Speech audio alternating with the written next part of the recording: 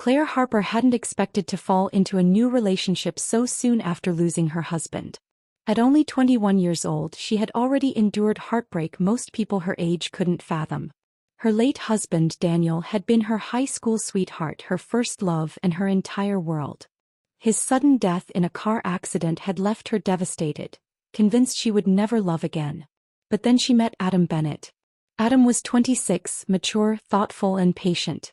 They met at a mutual friend's dinner party, and from the moment they started talking, Claire felt something she hadn't felt in years: hope. Adam's kindness and steady demeanor made her feel safe, like she didn't have to rush into anything or pretend to be someone she wasn't.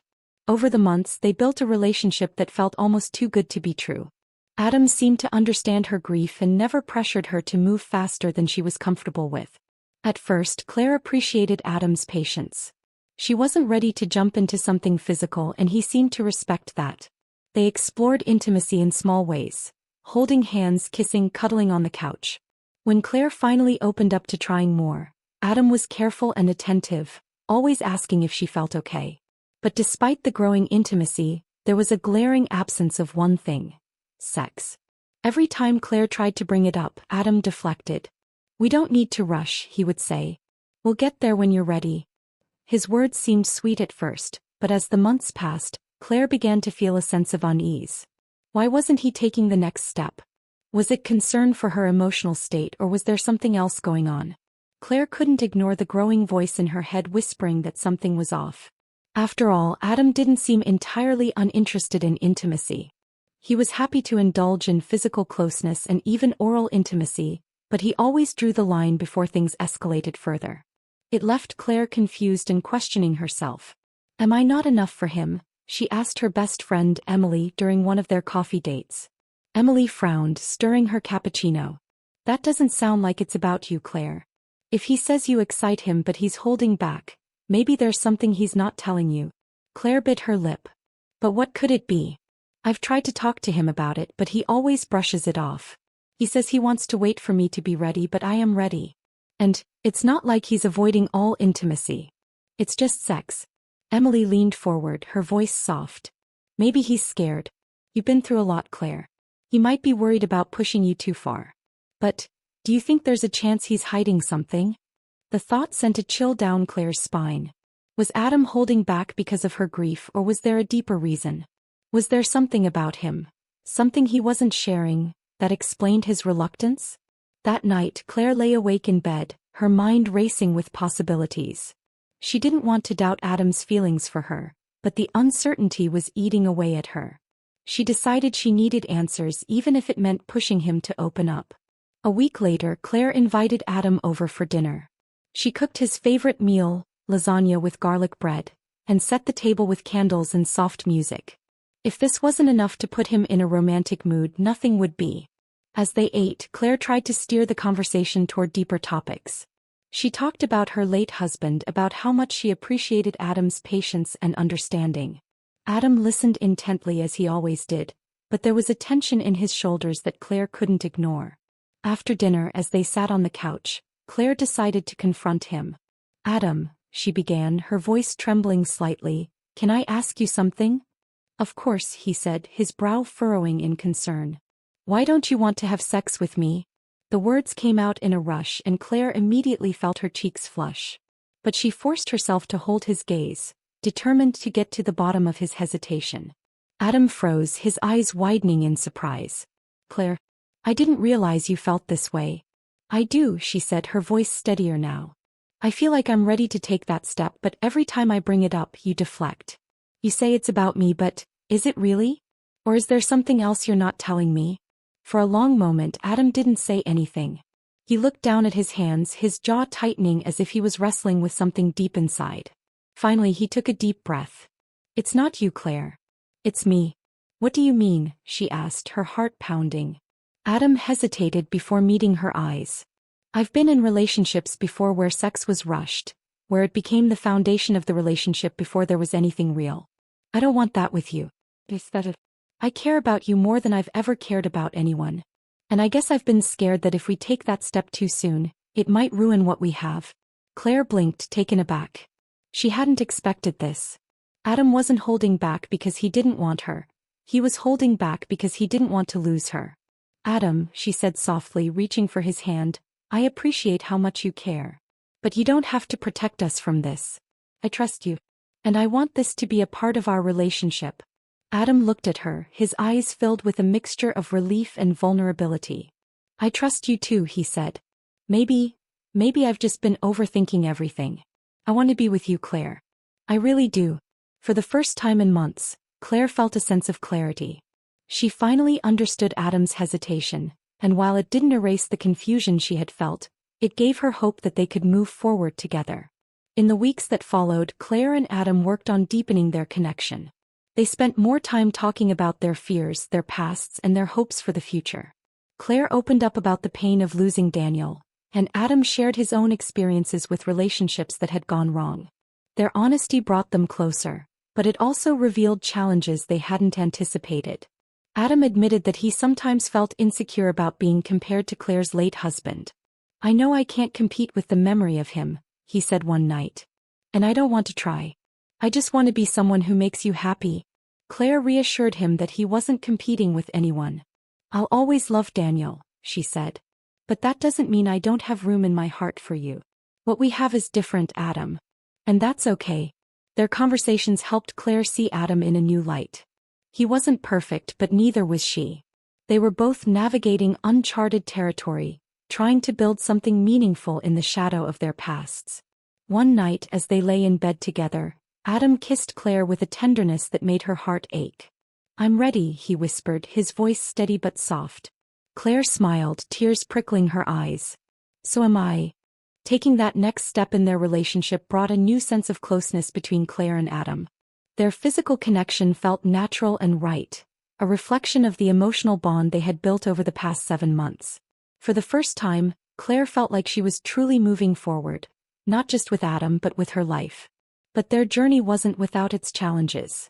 There were moments of doubt, moments when the weight of their pasts threatened to pull them apart. Adam still struggled with the fear of losing Claire, and Claire still wrestled with the guilt of loving someone new. But they faced those struggles together, leaning on each other for support. One evening as they walked hand in hand through the park, Adam stopped suddenly and turned to Claire. I know we've both been through a lot, he said. But I want you to know. I'm all in. Whatever the future holds, I want to face it with you. Claire's heart swelled with emotion. I'm all in too, she said, squeezing his hand.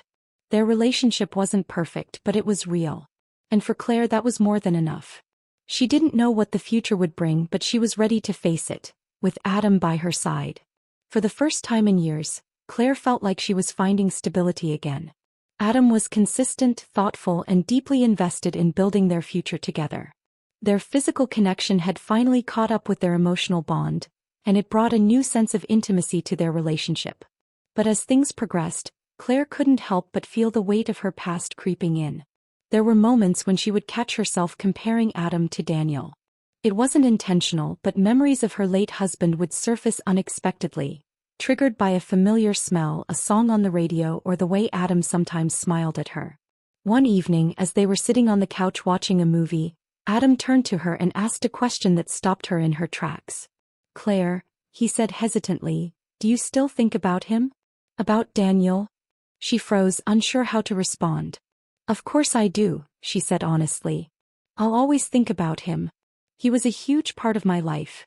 Adam nodded, but she could see the flicker of insecurity in his eyes. Does it make it harder for you to be with me? The question hit her like a punch to the gut. No, she said quickly. Adam, you're not in his shadow. What I feel for you is different, but it's just as real. I'm here with you because I want to be. Adam nodded again, but she could tell he wasn't fully reassured. Claire realized that as much as she had tried to move on, Daniel's memory still cast a long shadow over her life, and by extension her relationship with Adam. She didn't want to erase Daniel, but she also didn't want to let the past define her future. As their relationship deepened, Claire began to notice subtle changes in Adam. He became more attentive, more affectionate, but also more guarded. There were moments when he seemed lost in thought, as though he was carrying a weight he wasn't ready to share. One night as they lay in bed, Claire decided to confront him. Adam, she said softly, is there something you're not telling me? He hesitated, his body tensing beside her. "Why would you think that?" he asked, his voice carefully neutral. "Because I know you," Claire said. "And I can tell when something's bothering you. You don't have to keep it to yourself."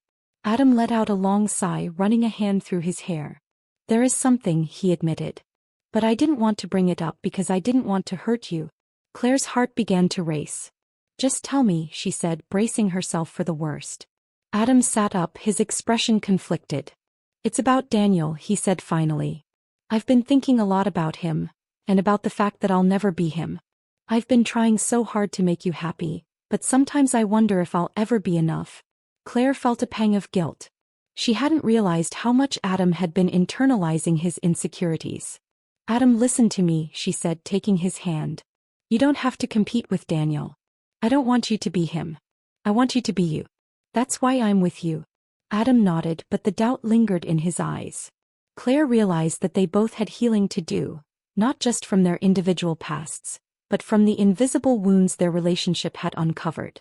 A few weeks later, Claire received an unexpected phone call. It was Daniel's mother, Ellen, a woman who had always been like a second mother to Claire. They hadn't spoken much since Daniel's death, but Ellen had always been kind and supportive, even as Claire began to move on with her life. "Hi, sweetheart," Ellen said warmly. "I was wondering if we could meet for coffee sometime. There's something I'd like to talk to you about." Claire agreed, though she couldn't shake the feeling that the conversation would be difficult. When they met at a small cafe, Ellen's face lit up when she saw her, but there was a trace of sadness in her smile. "How have you been?" Ellen asked, her tone gentle. "I've been okay," Claire said, unsure how much to share. "I've started seeing someone." Ellen's expression softened. "I'm glad to hear that. You deserve to be happy, Claire." They talked for a while, catching up on each other's lives, but Claire could sense that Ellen had something on her mind. Finally, Ellen reached across the table and took her hand. "Claire," she said softly, "I wanted to tell you that I'm proud of you. Moving on isn't easy, and I know how much you loved Daniel. But I also know he would want you to find happiness again." Tears welled up in Claire's eyes. "Thank you," she said, her voice trembling. "That means so much to me." Ellen smiled, but her expression turned serious. "But, sweetheart, you need to make sure you're fully in this new relationship. Don't let the past keep you from giving your heart to someone else." The words stayed with Claire long after their conversation ended. Was she truly giving Adam her whole heart, or was she holding back out of fear of losing again? Ellen's advice gave Claire a lot to think about. She realized that while she had been trying to move forward with Adam, part of her had been keeping him at arm's length. She was scared of letting him in completely, scared of the vulnerability that came with loving someone again. Determined to change, Claire decided to take a leap of faith. She planned a weekend getaway for her and Adam, a chance to escape their daily routines and focus on each other. She booked a cabin in the mountains, complete with hiking trails and a cozy fireplace. Adam was thrilled by the idea, and as they drove up to the cabin, Claire felt a sense of hope. This trip was an opportunity to strengthen their bond, to show Adam that she was ready to fully commit. The first day of their trip was perfect. They hiked through the woods, cooked dinner together, and spent the evening talking by the fire. But as the night wore on, Claire felt a familiar unease creeping in. What if she wasn't enough for Adam? What if their relationship couldn't withstand the weight of their pasts? Sensing her tension, Adam reached for her hand. "Claire," he said softly, "whatever you're feeling, you can tell me. I'm here." His words broke down the walls she had been holding up. "I'm scared, Adam," she admitted. "I'm scared of loving you and losing you. I don't know if I can survive that kind of pain again." Adam pulled her into his arms, holding her tightly. "I can't promise you that life will be easy," he said. "But I can promise you that I'll do everything I can to make you feel safe and loved. We'll face whatever comes together." For the first time, Claire allowed herself to believe him. The trip to the mountains marked a turning point in Claire and Adam's relationship. They returned home feeling closer than ever, their bond strengthened by their shared vulnerability. Claire began to let go of her fears, allowing herself to fully embrace the love she felt for Adam. In the months that followed, their relationship continued to grow. Adam surprised Claire by introducing her to his family, and she introduced him to Ellen, who welcomed him with open arms. The meeting was emotional but healing, a reminder that love had the power to bridge even the deepest wounds. One evening as they were walking through the park, Adam stopped suddenly and turned to Claire. "I have something I want to ask you," he said, reaching into his pocket. Claire's heart skipped a beat as he pulled out a small velvet box and opened it to reveal a delicate engagement ring. "Claire, will you marry me?" Tears streamed down her face as she nodded.